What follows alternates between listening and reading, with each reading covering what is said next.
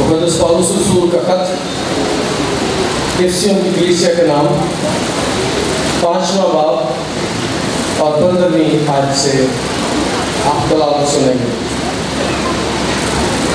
बस तो गौर से देखो कि किस तरह चलते हो, नादानों की तरह नहीं बल्कि दानों की मालिक चलो, और वक्त को गनीमत जानो क्योंकि दिन बुरे हैं। इस वक्त से नादान ना बनो बल्कि खुदा की मर्जी को समझो कि क्या है। खुदा का शुक्र उसके कलाम के लिए, आमीन।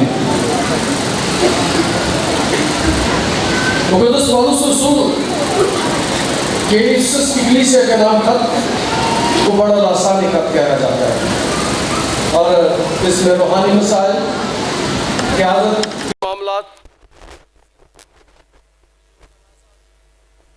बात नहीं की जा रही, बल्कि इसमें रूहानी पुख्तगी की बात की जा रही है। इसमें रूहानी गहराई की बात की जा रही है, इसमें शुक्रगुजारी है, और तीसरी बात इसमें जो है वो पौलुस की दुआया ज़िंदगी है।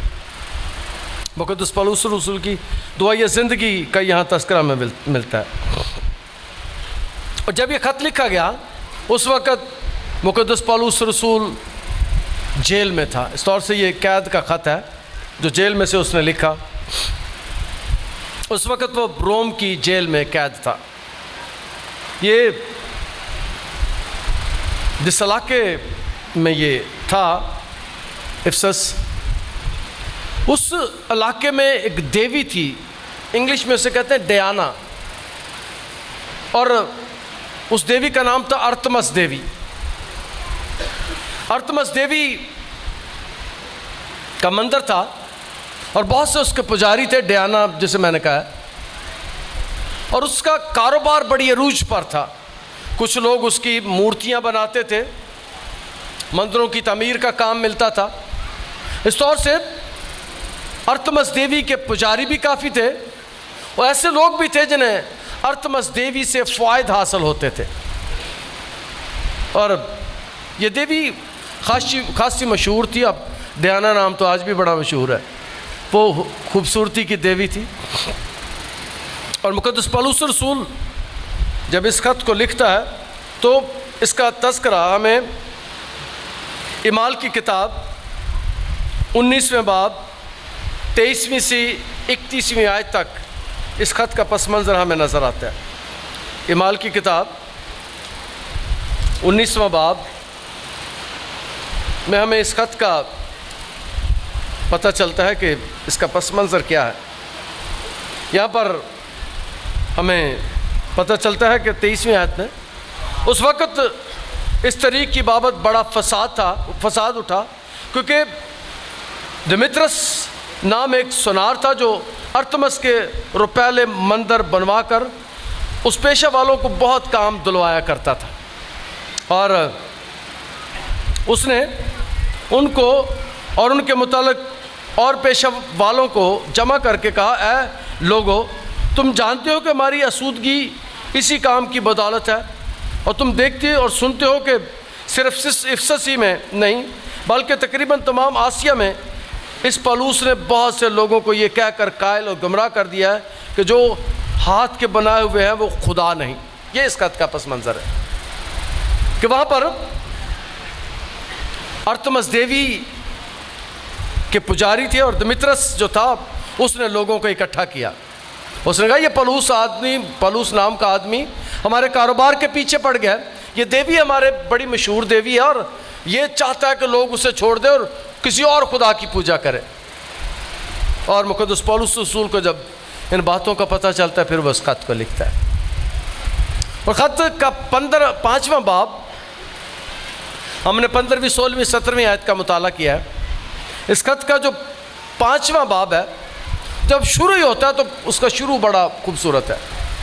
कलाम में लिखा है पहली आयत में 5वें बाब की, बस अजीज़ फर्जंदों की मानद, पौलुस कहता है खुदा की मानद बनो।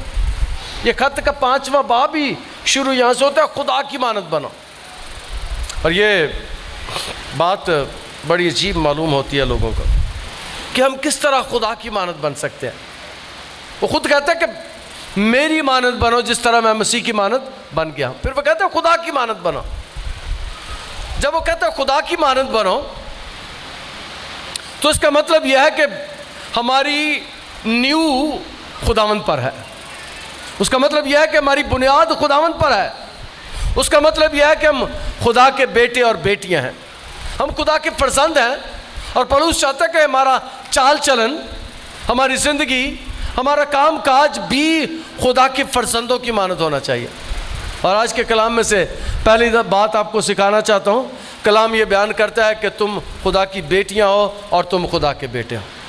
हम खुदा के बेटे हैं।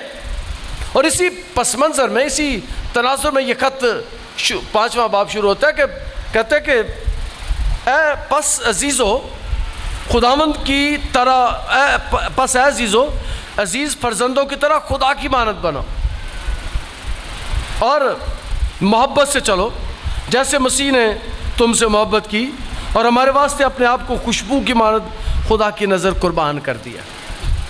कहते हैं कि मसीह की मानद बनो। पहले कहता है खुदा की मानद बनो, फिर वो कहता है कि हमारा नमूना जो है वो खुदा की तरह का होना चाहिए। और जब हम इस हवाले को पढ़ते हैं तो हमें इस बात को जान लेना चाहिए, हमें इस बात को समझ लेना चाहिए कि मसीहों का मकाम क्या है, उसकी अहमियत क्या है, उनकी वैल्यू क्या है, वो किस ओहदे पर फायज हैं। रसूल इसी बात को यहाँ बयान करता है। फिर 16वीं आयत में, 15वीं आयत में चल के वो कहता है कि बस गौर से देखो कि किस तरह चलते हो। और आज के कलाम में से दूसरी बात आपके सामने रखना चाहता हूँ कि आज अपनी ज़िंदगियों पर गौर करें, हम किस तरह चलते हैं, हमारा चाल चलन कैसा है। क्या हमारा चाल चलन खुदा की फर्जंदों की मानद है? हमारा इखलाकी मेयार क्या है, हमारी अखलाकियात क्या है। मैंने पहली बात तो बता दी कि हमारी बुनियादें, हमारी नींव खुदा पर है और हम रसूलों की नींव पर रखे हुए रद्दे हैं। हम दूसरी बात जो रसूल कहता है कि हम खुदा के फर्जंद हैं, और दूसरी बात है कि फिर हमारे लिए नमूना जो है वो यीशु है। बेहतरीन नमूना हमारी इखलाकियात का वो यीशु मसीह है। उसने और मोहब्बत से चलो जैसे मसीह ने तुमसे मोहब्बत रखी। और मैं एक सवाल आपके सामने छोड़ना चाहता हूँ, क्या आप अपने दुश्मनों से यीशु की तरह मोहब्बत रखते हैं? क्या अपने सताने वालों से यीशु की तरह मोहब्बत रखते हैं? क्या अपने तंग करने वालों से यीशु की तरह मोहब्बत रखते हैं? क्या आपने कभी अपने दुश्मनों के लिए दुआ की है? क्या आपने अपने दुश्मनों को कभी माफ़ किया है? आज गौर करने की ज़रूरत है। आज अपनी ज़िंदगियों पर गौर करने की ज़रूरत है कि क्या मैं मसीह की तरह काम करता हूँ? क्या मेरी ज़िंदगी यीशु की तरह है? क्या मैं अपने किरदार से लोगों को ज़ाहिर करता हूँ? यीशु ने अपने किरदार के बारे में कहा, कौन है तो मुझे गुनाह साबित कर सकता है? यीशु ने सलीब पर अपने दुश्मनों के लिए दुआ करके मुझे और आपको बताया, कहता है बाप इन्हें माफ़ कर क्योंकि नहीं जानते कि क्या करते हैं। हम अक्सर अपने दुश्मनों को माफ़ नहीं करते, अपने सताने वालों के लिए दुआ नहीं करते, अपने तंग करने वालों के लिए दुआ नहीं करते।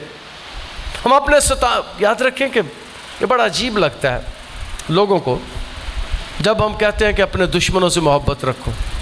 क्या, दूसरा सवाल आपके सामने रखना चाहता हूँ, क्या आप अपने दुश्मनों के साथ मोहब्बत रखते हैं? क्या आप अपने दुश्मनों के साथ मोहब्बत रखते हैं? बड़ा ही मुश्किल काम है, बहुत ही मुश्किल काम है कि दुश्मनों से मोहब्बत। मैंने एक दफ़ा बहुत साल पहले वाक़या सुनाया था, तो दोहराना चाहता हूँ।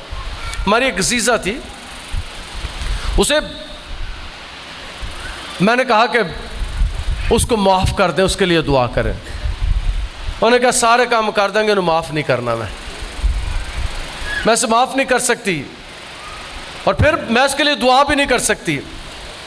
याद रखें कि अगर आपकी ज़िंदगी में खुदावंद यीशु रहता है, अगर आप यीशु के रिश्तेदार हैं, तो आज के कलाम में से अगली बात, तीसरी बात आपके सामने रखना चाहता हूँ कि आज यहाँ बैठकर अपने दुश्मनों को मुआफ़ कर दे, अपने सताने वालों को मुआफ़ कर दे, अपने तंग करने वालों को माफ़ कर दे, क्योंकि रसूल कहते हैं कि तुम खुदा के फर्जंद हो और तुम यीशु के भाई हो। वो कहता है नादानों की तरह ना चलो, दानाओं की तरह चलो। हमारा चाल चलन कैसा होना चाहिए, हमारा उठना बैठना। कलाम में लिखे कि लोग तुम्हारे कामों को देख कर जाने कि तुम मेरे शागिर्द हो। हम किसके शागिर्द हैं? हम यीशु के शागिर्द हैं, क्योंकि मैंने बयान किया कि हम रसूलों की नींव पर रखे हुए रद्दे हैं। और रसूल इस बात को यहाँ बयान करता है।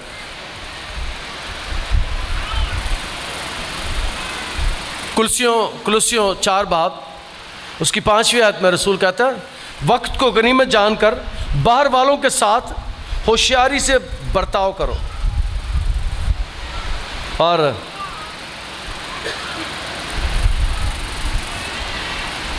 अगर हमारी बुनियाद, हमारी नींव मजबूत है तो इमारत मजबूत बनेगी। और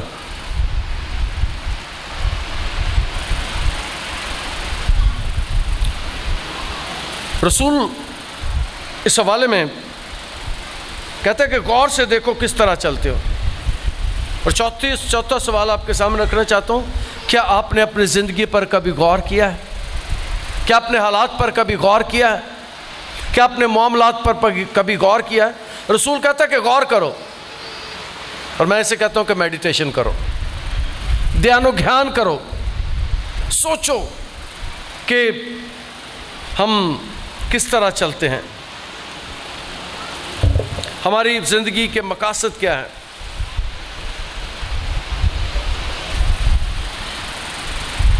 नादानों की नहीं बल्कि दानाओं की माने चलो। हमें रहनुमाई जो हासिल है वो रूहुल कुद्स की रहनुमाई है। हम रूहुल कुद्स की रहनुमाई में चलने वाले लोग हैं। अगर आप रूहुल कुद्स की रहनुमाई में चलते हैं तो आपका किरदार फ़र्क हो सकता है। हम जिस खुदा को मानते हैं उस खुदा के बारे में हम जानते हैं कि खुदा पाक है, खुदा कुद्दूस है। और फिर खुदा कहता है कि तुम भी मेरे लिए पाक हो। खुदा कहता है मैं पाक हूं और तुम भी पाक हो। एबार 20 बाब 26 में आयत में, तुम मेरे लिए पाक रहना क्योंकि मैं खुदावंद हूं, पाक हूं और कौमों से अलग किया हुआ, ताकि तुम मेरे ही रहो। खुदा कहता है मैं पाक हूं और तुम भी पाक हो। और पाक का मतलब क्या होता है? मुकद्दस का क्या मतलब होता है? पाक का मतलब, मुकद्दस का मतलब होता है अलग किया हुआ, अलहदा किया हुआ। जिस तरह सब्बत का दिन पाक है, जिस तरह खुदा का घर पाक है, जिस तरह ये कलाम जो मेरे हाथ में है ये पाक है, जिस तरह पाक तरीन मकाम पाक था, इसी तरह कि वो अलग किए हुए थे। ये इमारत है ये इमारत दूसरी इमारतों जैसी, लेकिन ये इमारत अलग की हुई है, पाक है। इसी तरह रसूल कहता है कि तुम अलग किए हुए पाक हो, तुम खुदा के लोग हो। और खुदा कहता है चूँकि मैं भी पाक हूँ और तुम भी पाक हो, तुम फ़र्क हो, अलग किए हुए पाक हो। जिस तरह नविश्ते पाक है। और पहला पतरस 2 बाब उसकी 9वीं आयत, तुम बरगजीदा नस्ल हो, शाही कहनों का फिरका हो, मुकद्दस कौम और ऐसी उम्मत हो जो खुदा की खास मिल्कियत है। रसूल कितने ही लक़ब अपने लोगों को देता है। पहला यह है कि तुम बरगजीदा नस्ल हो, शाही कहनों का फिरका हो, मुकद्दस कौम और ऐसी उम्मत हो जो खुदा की खास मिल्कियत है। इसलिए वो कहता है कि तुम खुदा के फर्जंद हो, खुदा की मलकियत हो, अलग किए हुए, पाक हो, मुकद्दस हो। पाक बनो जिस तरह तुम्हारा खुदा पाक है, पाक बनो जिस तरह तुम्हारा आसमानी बाग पाक है। और रसूल कहता है कि देखो तुम जिस खित्ते में रहते हो उस खित्ते में मैंने बयान किया कि सत का पस मंज़र यह है कि वहाँ अर्थमस देवी है। और आज के कलाम में से अगली बात आपके सामने रखना चाहता हूँ कि आज भी देवियाँ हमारे घरों से नहीं निकली हैं, देवता हमारे घरों से नहीं निकले हैं, तवीज़ हमारे घरों से नहीं निकले हैं, तवीज़ गंड वाले हमारे घर में नहीं निकले हैं। पादरी साहब भी दुआ कर जाते हैं तो झाड़ फूंक वाला भी आ जाता है, वो भी आके आपके घर में कहता है जी पादरी साहब वो भी दुआ ही करता है, लेकिन याद रखें उसकी दुआ में और खुदा के लोगों की दुआ में बड़ा फ़र्क होता है।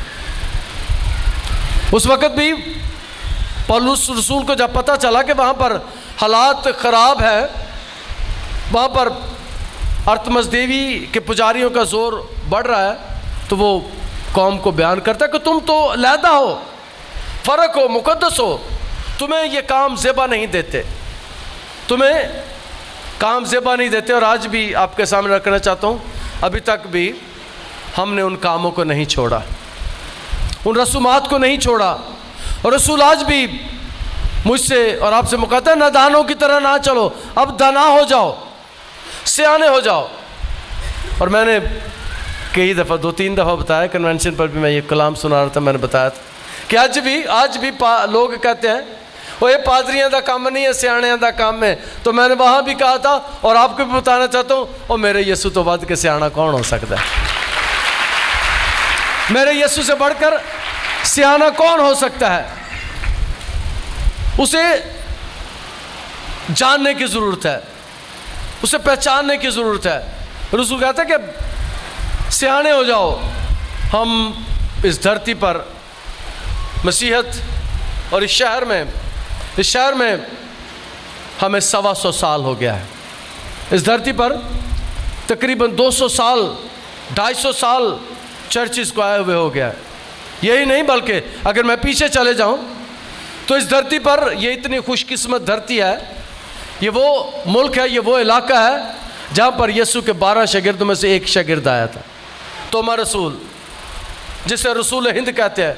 गंडो फारिस बादशाह के दौरे हुकूमत में आज से 2000 साल पहले हम उन चंद मुल्कों में हैं, हम उन चंद मुल्कों में शुमार किए जाते हैं जिसमें यीशु के शागिर्दों में से एक शागिर्द आया था। इस तौर से हम तो ऐसी धरती से ताल्लुक़ रखते हैं जहाँ पर यीशु के करीबी साथी पहली सदी में ही आ गए थे। लेकिन अफसोस कि अभी तक हम पक्के नहीं हुए, अभी तक भी बहुत से लोग नादानी में हैं। यीशु को अपनी ज़िंदगियाँ तो दे दी हैं लेकिन पूरे तौर पर नहीं दी। और रसूल कहता है कि देखो किस तरह चलते हो, बस गौर से देखो किस तरह चलते हो, नादानों की तरह नहीं।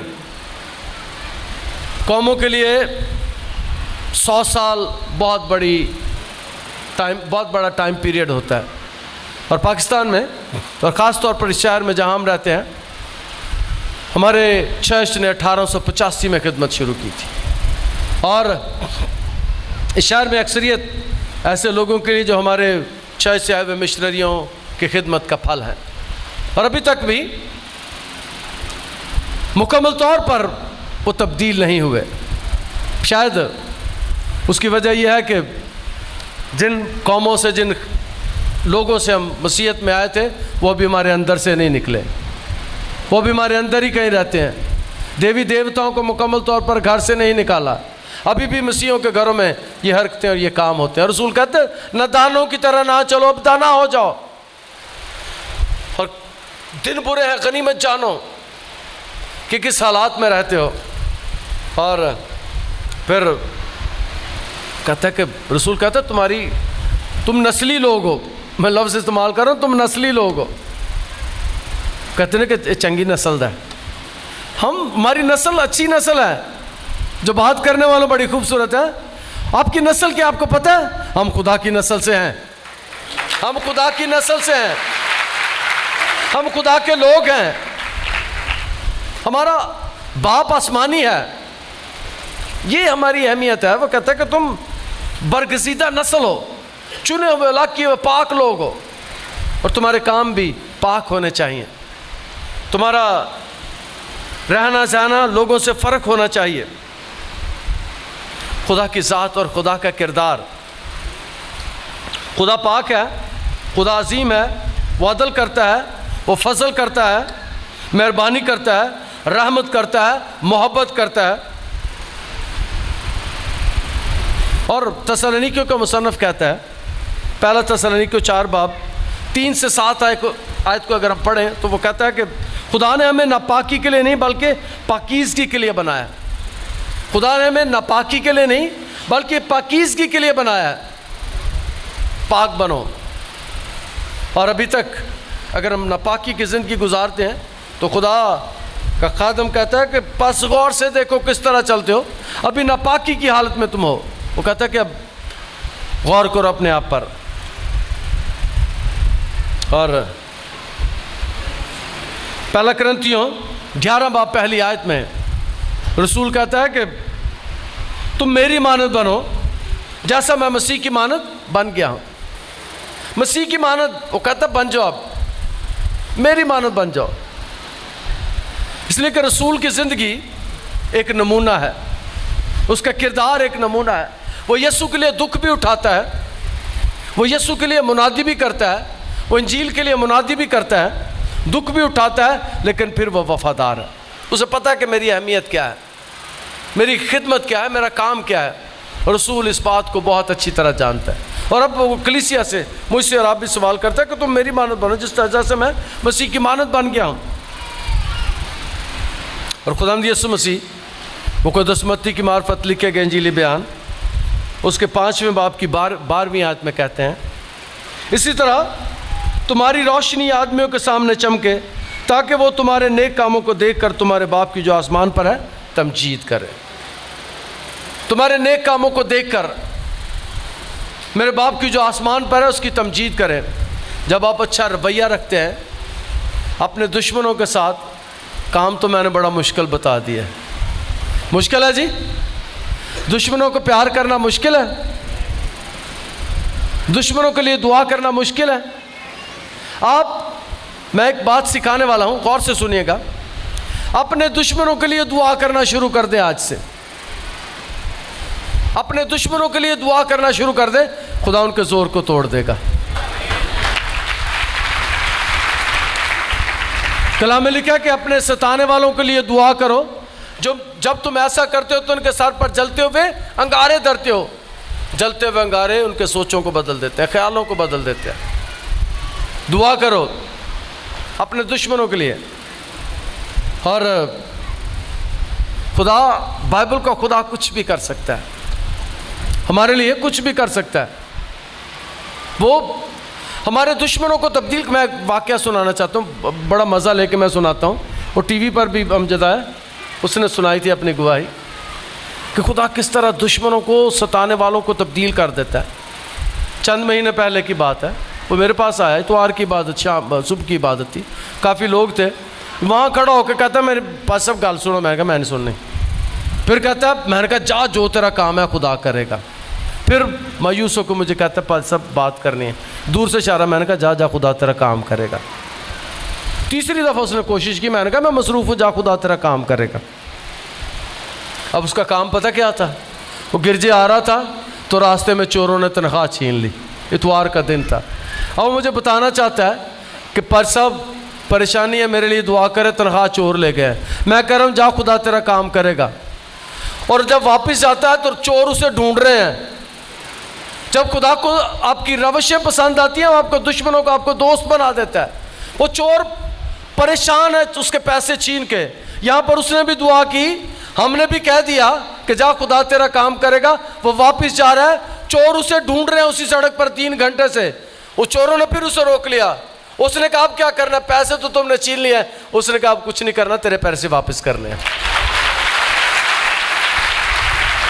जितनी तनख्वाह थी चोरों ने उसे रोक कर उसे वापस कर दी। उन्होंने कहा कि जदों तो तेरे पैसे कोई ने साड़ा सिर पाटन वाला होया है। अपने दुश्मनों के लिए दुआ करो। मेरा ईमान है कि उस दिन अमजद ने भी दुआ की थी और मैंने भी उसके लिए दुआ की थी, और मैंने साथ कह दिया था जा, खुदा तुझे बरकत दे और तेरा काम करेगा।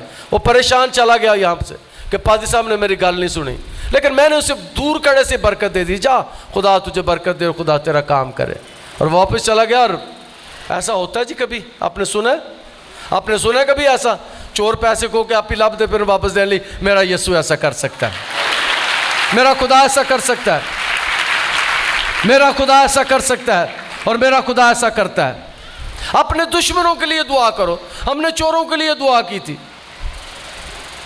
यहां पर कहता है कि देखो किस तरह चलते हो, तुम्हारा चाल चलन कैसा है। और यीशु कहता है कि तुम्हारी रोशनी आदमियों के सामने चमके, ताकि वो तुम्हारे नेक कामों को देखकर तुम्हारे बाप की जो आसमान पर है तमजीद करें। तुम दुनिया का नूर हो। जब तक मैं दुनिया में, मैं दुनिया का नूर हूँ। यूहन्ना 8 बाब 12 आयत, 9 बाब 5वीं आयत। यीशु कहता है मैं दुनिया का नूर हूँ और हमारा काम है कि हम दुनिया को रोशनी दें। दुनिया अंधेरों में है।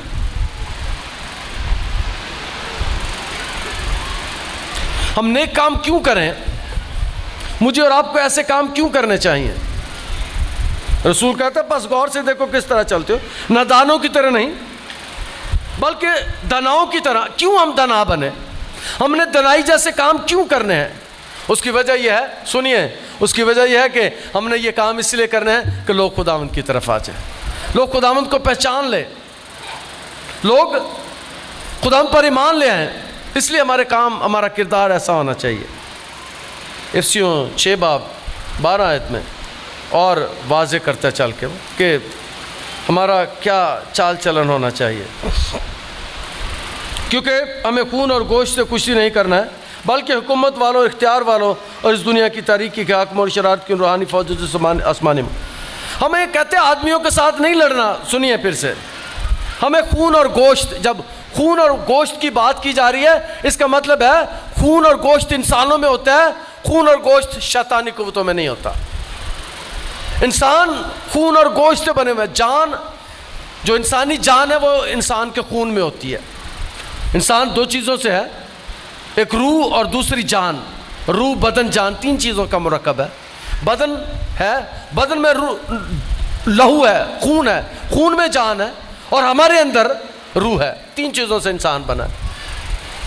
और हमें इंसानों से नहीं लड़ना। रसूल कहता है कि हमें इंसानों से नहीं लड़ना। 6 बाब में चल के वो वाज़े कर देता है हमारी जंग किसके साथ है। कह रहे जंग हमारी इंसानों के साथ नहीं। अगर आपको किसी से आता है तो उसके लिए दुआ कर दे, अपने दुश्मनों के लिए दुआ कर दे। कहते हैं हमारी जंग आदमियों के साथ नहीं, हमारी जंग दुश्मनों के साथ नहीं, हमारी जंग सताने वालों के साथ नहीं, आपकी जंग शैतानी कुव्वतों के साथ है, जो नजर नहीं आती, जिन्हें आप देख नहीं सकते। रसूल इसी खत में 6 बाब में चल के बयान करते हैं, 12वीं आयत से पढ़ो। क्योंकि हमें खून और गोश्त से कुछ नहीं करना, बल्कि हुकूमत वालों और इख्तियार वालों और इस दुनिया की तारीकी के हाकिमों और शरारत की उन रूहानी फौजों जो आसमानी मकामों में बसी हैं। हमें उनसे लड़ना है, हमें उनसे मुकाबला करना है। और कलाम में लिखा है कि खुदावंद के ताबे हो जाओ और इब्लीस का मुकाबला करो तो वो तुमसे भाग जाएगा। और यीशु पहाड़ी आवाज में कहते हैं कि शरीर का मुकाबला ना करना, शरीर का मुकाबला ना करना, इब्लीस का मुकाबला करो। शरीर उस शख्स को कहते हैं जो शरारती हो। ये इसका मतलब बदरू नहीं, इसका मतलब शैतान नहीं, इसका मतलब इंसान नहीं। ये जिस की बात यहाँ की जा रही है वो शैतानी कुव्वतें हैं, वो इब्लीसी कुव्वतें हैं जिनका मुकाबला हमें करना है। यीशु ने अपनी ज़िंदगी में कभी किसी के साथ जंग नहीं की थी, कभी किसी के साथ झगड़ा नहीं किया था, कभी किसी के साथ लड़ा नहीं, कभी उसने तलवार नहीं उठाई, कभी उसने अपने मुंह पर थूकने वालों को कुछ नहीं कहा, अपने सलीब देने वालों को उसने कुछ नहीं कहा। वो मेरा और आपका नमूना है। मेरा यीशु मेरा आइडियल है। मेरा यीशु आपका भी आइडियल होना चाहिए। मेरा यीशु हम सब का आइडियल होना चाहिए। वो उसे को गाली देता था, वो आगे से गाली नहीं देता था। उसे मारा जाता था, वो मारता नहीं था। हालांकि अगर वो चाहता तो आसमान से फरिश्ते उसकी मदद के लिए आ सकते थे। अगर वो चाहता तो वो तो इस हद तक प्यार करता है। सुनिए यीशु का किरदार, जब यीशु को पकड़ा जा रहा था तो पतरस ने अपने म्यान में से तलवार निकाली और सूबेदार के नौकर को कान उड़ा दिया। और यीशु ने जब देखा कि इसने क्या किया, इसने उसका कान उड़ा दिया, यीशु ने कान नीचे से उठाया और यूं उसके साथ जोड़ दिया और कान जाके फिर जुड़ गया। कान नीचे से उठाकर यीशु ने फिर उसके कान पर जाकर जोड़ दिया और पतरस से कहा, पतरस अपनी तलवार अपने म्यान में रख। यीशु ने अपनी जिंदगी में कभी किसी को, इंसान को नहीं मारा, कभी किसी को तंग नहीं किया। लोग कहते हैं कि यीशु ने कोड़ा उठाया था। यीशु ने कोड़ा क्यों उठाया था आपको पता है? इंसानों को मार लेके नहीं, जानवरों को हाँ के लिए मारा उसने, जानवरों को भी नहीं। उसने जानवरों को गैर कौमों के बरामदे से निकाला था, इसलिए कि वहां पर कुर्बानी के जानवर वालों ने कब्जा कर लिया था, वहां मनी चेंजर्स ने कब्जा कर लिया था, वहां जो गैर कौमों का आता था, गैर कौमों का इलाका था हैकल में, खुदावंद यीशु मसीह उस इलाके को गैर कौमों के लिए खोलना चाहते थे, उस इलाके को गैर यहूदियों के लिए खोलना चाहते थे। वो चाहते थे उस दिन कि गैर कौमें भी हैकल में आ जाएं, वो चाहते थे कि गैर कौमें भी उसके पास आ जाएं। उस दिन यीशु ने कोड़ा इसलिए उठाया था कि गैर कौमों का इलाका खाली कराए, और उसके बाद हुआ यह है कि गैर कौमें भी यीशु के पास आना शुरू हो गई। गैर कौमें भी यीशु के पास आना शुरू हो गई। और ये खुदावंद का कलाम हमें सिखाता है कि हम खुदा के फर्जंद हैं और हमारा चाल चलन वैसा ही होना चाहिए, हमारा रवैया इंसानों के साथ कैसा होना चाहिए। और 16वीं आयत है, और वक्त को गनीमत जानो क्योंकि दिन बुरे हैं, दिन बुरे हैं। हालात दुनिया के कभी आइडियल नहीं रहे। दुनिया कहती है कि अमन क्या होता है, कुछ कहते हैं कि अमन तब होता है जब जंग ना हो रही हो, कुछ कहते हैं कि अमन उसे कहते हैं जब दो जंगों का दरमियानी दौर हो, कुछ कहते हैं अमन वो होती है जब कोई लड़ाई झगड़ा ना हो। दुनिया में कहीं ना कहीं चलता रहता है। दिन याद रखें कि ईमानदारों के लिए भी अच्छे दिन नहीं होते।